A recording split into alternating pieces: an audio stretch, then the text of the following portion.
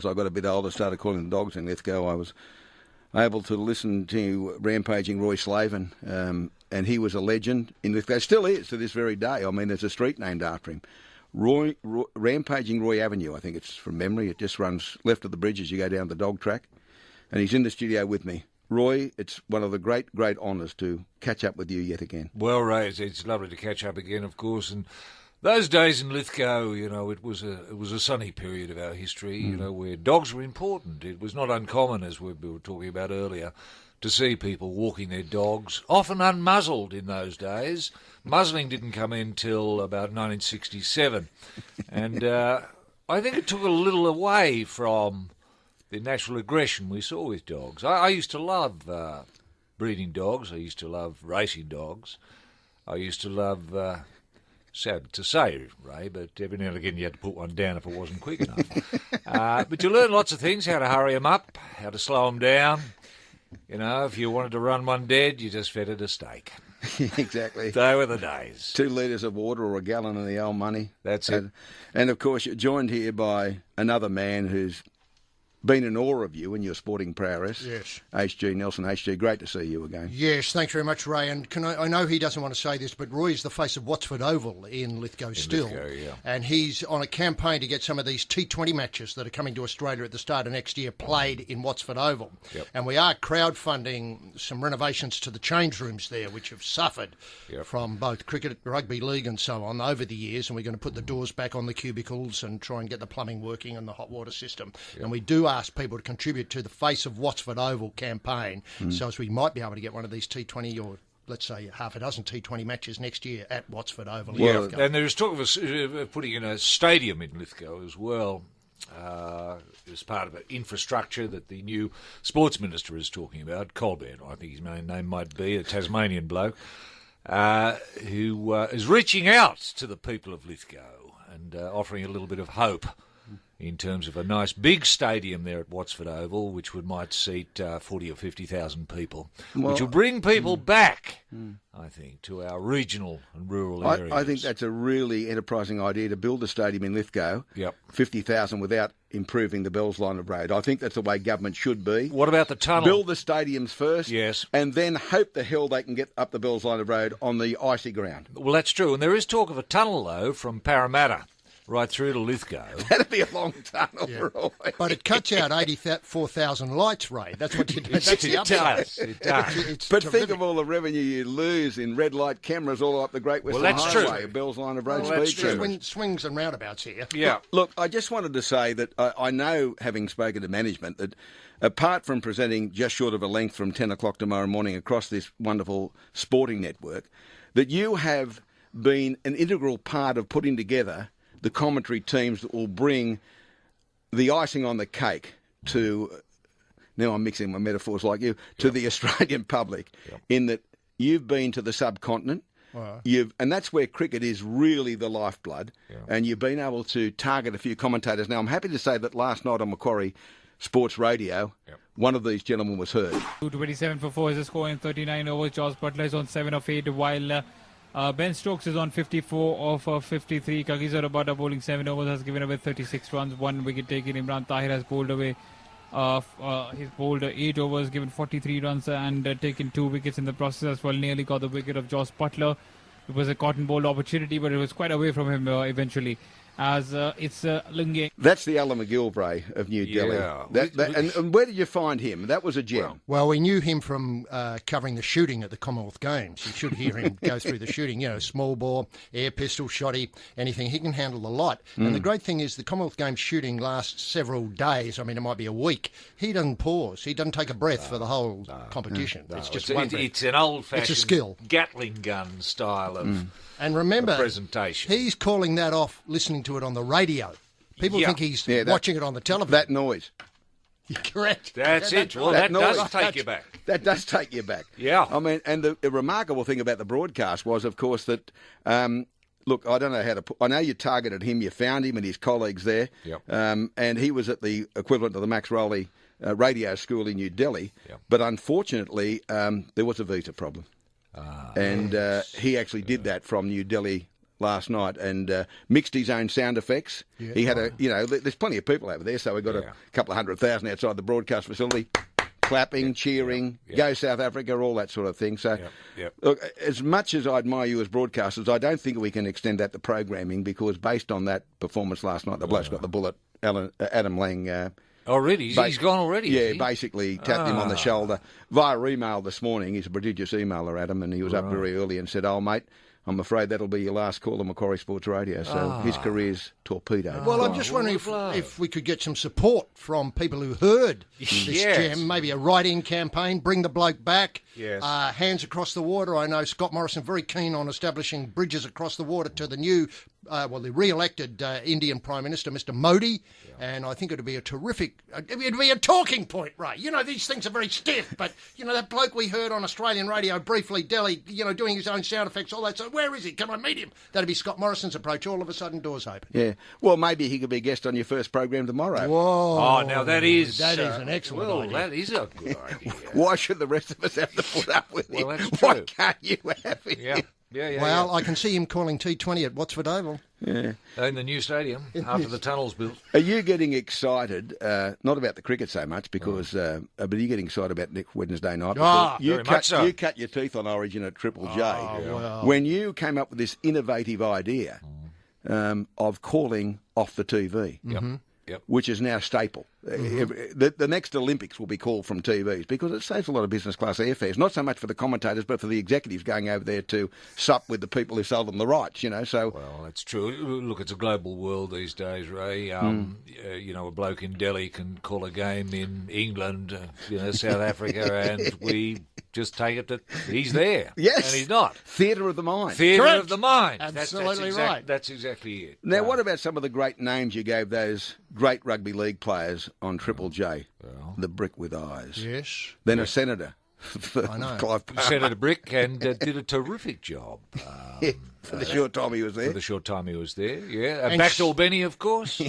Sadly, Dishhead Dowling, who was running for, I think, the One Nation people, not One Nation, that's a big mistake, for Clive Palmer's outfit in far north Queensland, didn't make it. I don't know why. No. He didn't like that nickname. Dishhead? No, he didn't. He resembled the remark, but he didn't like the nickname. No, he didn't. But we encouraged he insisted everybody. on being called GD or something, didn't yes, he? exactly. We encouraged everybody to go up and say, "G'day, Dishhead." What do you think, Dishhead? And we just encouraged people to get him familiar with the use Well, he of now the term. runs a McDonald's outlet up there, so I would suggest to anyone going to his Macca's outlet, don't use that expression because I'm not suggesting he'd spit on the hamburger, but he won't be too happy about it. No. He wouldn't be too happy. So the challenge you're facing tomorrow, just short of a length with Roy and H.G., there's one thing I wanted to talk to you about, and let's take this as an induction because I've been inducted myself by a bevy of lawyers. Alessandra Steele has spent 6 hours with me in the last few days inducting me. Human Resources, Rachel Hadley, no relation, I tell them anyway, has been inducting me as well. Adam Lang is only 28 but looks about 68, having inducted me as well. Yes. Have you been inducted yet in relation to what you can and can't say? We have. Look, I don't think it's going to constrain us in any way at all, the editorial compliance policy of the network, Ray, because we only say what we believe. Yes. Now, if we believe, in all honesty, that this is the fact, that say Kevin Walters, I think, has lost touch with reason as coach of the Maroons, by not allowing any of his players to use the word blue. Now, we're going to call that as we see it. We're not going to stand back. We're not going to step back. We're going to say that Kevin Walters has lost touch with reason and is mad. I've said that to his face. You're calling Kevin mad? I'm calling him mad, Ray. I'm calling him mad. At the moment, I think his behaviour gives evidence of madness. Alleged momentary madness. Yes. Alleged. Alleged. If we put alleged in front of everything, it covers us off. Remember, of course, I can look. Let me say this about Kevin Walters. And I use this analogy: if you were stuck on the hay plane, broken down there on your way to Lithgow, I know it's a long way round, but be that as it may, the first person you'd want to come along with a set of spanners is Kevin Walters. No matter what the car was, he'd be able to apply a spanner and get you going again and on your way, and you wouldn't miss a beat. You'd be there in time for the first. If you were stuck for maybe at wanting an oat milk or something like that, in your local corner store and you had no money, Kevin would walk in and offer to pay for it. Yeah. Even though he's mad, he's that sort of bloke as well. And, you've got to weigh these things up. Do you want to be the bloke who was mad? Or Email from Alessandra Steele. Yes. Can you just direct the boys to call him eccentric? Oh, eccentric. Eccentric. Yeah. Quirky? Is quirky? Well, Alessandra. Quirky, Alexandra. I'm corresponding with her now. Would quirky be okay? Hang on, she's you know how you can see them typing like they do on TV? Yeah. Can I point out that the new North Melbourne coach, I know this is jumping codes here, has described himself as quirky. Are we able to then use the word quirky? Because he said it himself. Does it say anything about that in the compliance manual? No, it doesn't. Well, if it doesn't cover it, you're in the clear. I'm prepared to say the word quirky does not appear in the editorial compliance policy at all. No. The word doesn't appear there, right? I'm prepared to say the person who put it together is a quirky person. Perfect. All right? Yes. Perfect. And that's why they haven't used the word. Well, that might be the case. Could I suggest that whoever came up with the editorial compliance policy might be a Maroon supporter? Very good point. We do have officers in Queensland. We do. 4 BC officers are there. We do. They're there. So hadn't thought about that. Another conspiracy theory. That the New South Wales compliance manual has been put together by a Queenslander to try and protect stark raving... To try and muzzle us. Kevin Walters, yes. Who's about pointing out the truth about Kevin Walters, the coach of the Maroons. Well, Kevin Walters. You two guys have had a wealth of experience in dealing with a whole range of sports, including Greco-Roman wrestling, which I covered at the Barcelona Olympics in 1992. 92, yes. Where Henry Farkas was the favourite from Hungary. Yes. And I called him... Farkas too. Yeah, exactly. That's exactly what I called him. I got into trouble for that from the BBC. But anyway... I admired your dealing with that, past that, when you see, you took what could be described as a rather complex and boring sport and took it to a new level, Greco-Roman wrestling. The squirrel. The socks down the underpants. The socks down the underpants. How does that work? Scoring. Exactly. Baffling. Scoring. I know the utterly baffling. Greco-Roman community won't mind us saying that. The scoring is hopeless. And I think we said at the time that Greece has got to be dug up to a level of 2 or 3 metres. 10 metres, I think. To find the missing bits of pot that will tell us what the rules are for Greco-Roman wrestling. Because only one or two shards of pot have been found, and that's what we've been working on. Well, the thing about it is... Tell me, putting socks down your underpants is anything to do with Greco-Roman? I don't think it is, right. I think it's a mistake that's been made on the wrong shard being attached to the wrong pot. Rampaging, Roy, I couldn't agree with you more, but I do think that we should notify our audience Australia-wide now that there's never been a Greco-Roman Australian champion. In fact, there's never been an Australian Greco-Roman competitor.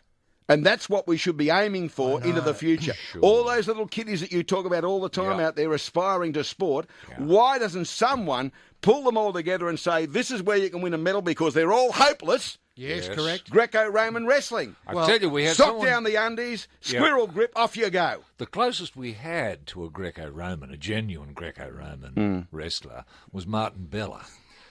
Martin could reach down and grab... like very few others, right? Now, there's another quirky Queenslander. And without a sense of humour, I might mention. No. Yeah, he was an optician. No. I think, that's Bob Lindner. Oh, that was Bob Lindner, Martin's on the land. He's on the land. Oh, wow. Yes, he's on the land. I thought he had a qualification. He's from chiropractor, osteopath, something like that. Osteopath, that's it. Who can forget was it he who played the ball the wrong way? Yes. After getting knocked rotten by he did. Paul Langmack? Before this HIA madness had infected rugby league. Yes, what about that? Hey? Yeah. I mean, they were the days when you could come off and say, I can't remember a thing about it, but I won man of the match. You know how I discovered Martin was really quirky? Yes. Back in the 1990s, or 1990 when Bob Fulton was coaching, he played in the first test at Wembley and Australia was beaten unexpectedly by Great Britain. Following the game on the Tuesday week, Bob named his second test team for the test at Manchester, Old Trafford. And Martin had been relegated. And unfortunately for me, I was in the lift at the Ramada Renaissance Hotel in Manchester as Martin joined me on the first floor, having just left Bob and being told that he'd been relegated. And he was really, really unhappy. I bet he was. And he was looking for something to throttle. And it was either me or a palm in the corner. And I pushed the palm in front of myself. Right. He throttled it. Yeah. I escaped. The palm was very, very, very knocked about. Yeah. And you're beautifully told. I can see it now. The lift door's closing. You're in there. The palm, Martin Bella, the smoke coming out of his ears, seething. Just those hands wanting to work their magic on something. And now it was this Ray or the palm, Ray or the palm. And I just, built with up. my right foot, I pushed the palm between us, and the palm suffered immeasurably. Yeah. The only bit of that story, a palm in Manchester. Yeah, that's where it falls It down. was a plastic palm. I didn't say it was living. It was plastic.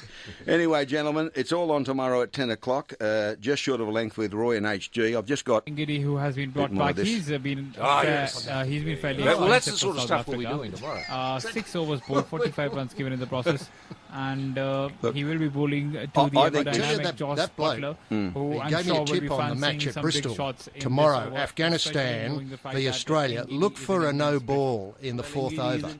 Look for a no ball in the fourth over. I've already got money on that. Exactly. I told you straight away. Anyway, look, to the executive who employed that bloke, I wish you very, very well. There's nothing wrong with being retrenched. There are other jobs in other areas. I mean, it's just a fact of life. Sometimes people move on. They'll always be shooting at the Commonwealth Games, right? Exactly right. Or Greco-Roman. Roy and HG, thanks for joining me. We'll look forward to your company on Macquarie Sports Radio tomorrow at 10 a.m. through the length of the Cricket World Cup.